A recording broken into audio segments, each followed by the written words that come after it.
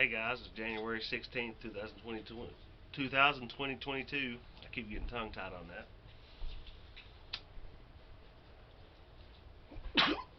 that. Still trying to get used to smoking pipe tobacco, as you can tell. It is coming an absolute blizzard out here.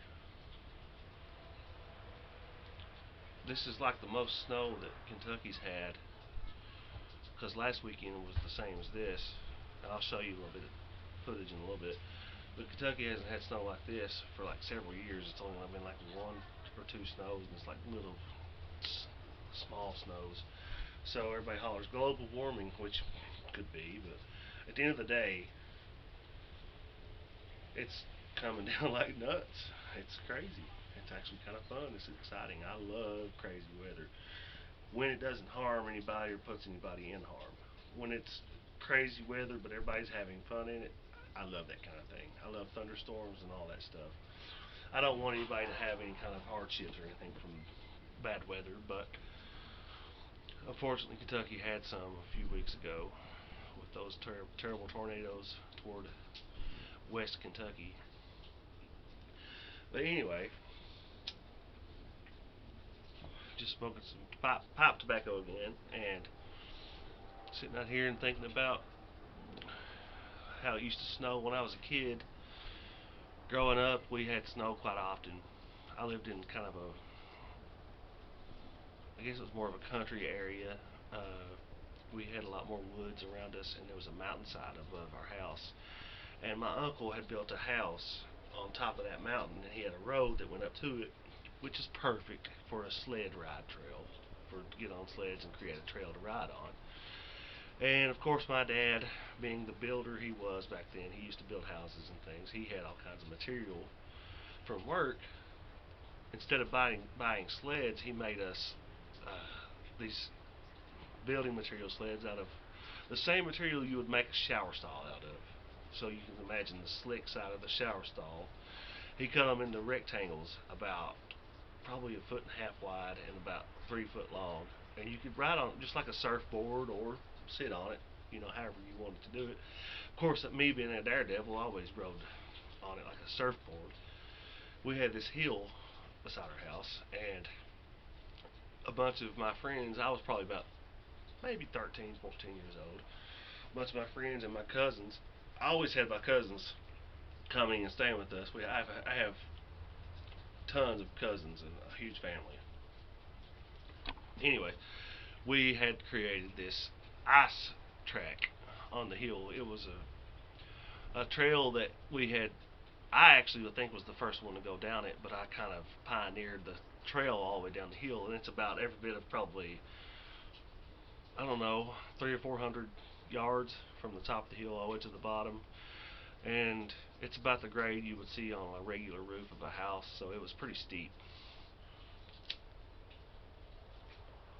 And you had a little bit of a twist and turn here and there, but once you got to the bottom, you come out onto the road. The road, my house was below the actual road to get to my house, and so you'd come out onto the road, and there was this one little tricky spot at the bottom that had a tree stump that was kind of in the way. They kind of cut it with a chainsaw, but it was sticking up just enough, and you could drive over it with a vehicle, and that was part of the road.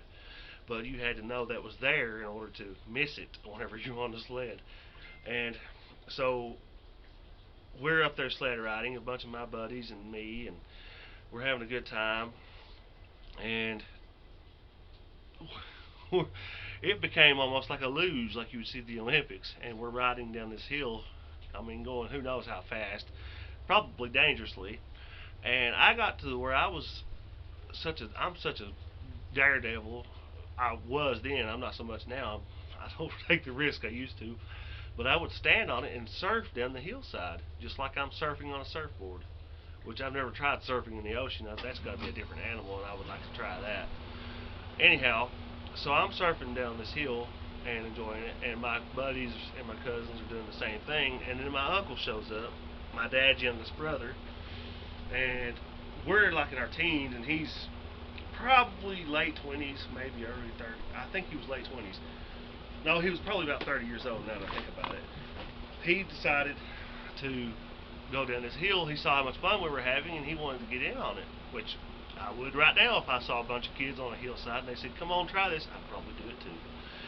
So he gets to the top of the hill, and he's like, "All right, I've got this," and he takes off on the sled. We all trekked up there to watch him go from the top to the bottom. We all followed him up there because to us, we're teenagers and he's 30 years old. We're thinking this is an old man trying it out, which 30 is not old nowadays. I'm 40 now, so 30 is young.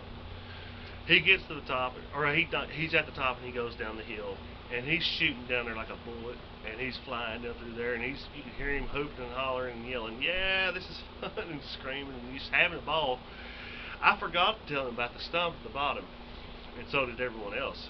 Maybe they forgot. Maybe they just wanted to see what happened. I really did forget. He gets to the bottom, and all of a sudden you see him bounce like about a foot in the air, and he flips over and lands on his stomach on the middle of the road with about probably a half a foot of snow on the ground.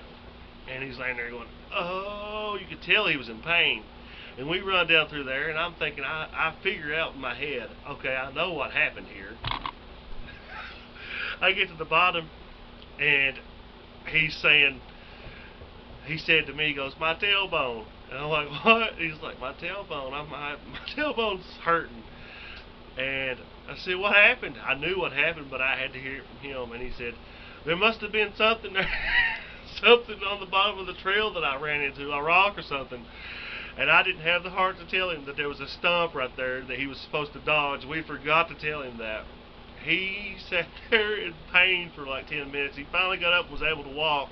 And he walked down to my house, and he went and visited with my dad, which is what he originally was doing anyways.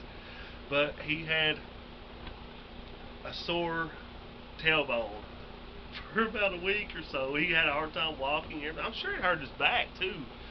But it was the funniest thing. We couldn't tell him about it though. I did tell him later in life, after we got several years later, that we forgot to tell him, and he laughed about it. But at the time, he probably would have been angry. But anyway, that's one of the many crazy experiences I had in the wintertime. We also had a really steep yard that went from the top of the hill to the bottom of our driveway at that house. And I used to surf down that all the time, and I thought I was a surfer. I thought I was a big deal. I probably couldn't even do it now, but it was fun. And I'm probably still a little bit of a daredevil. We'll see.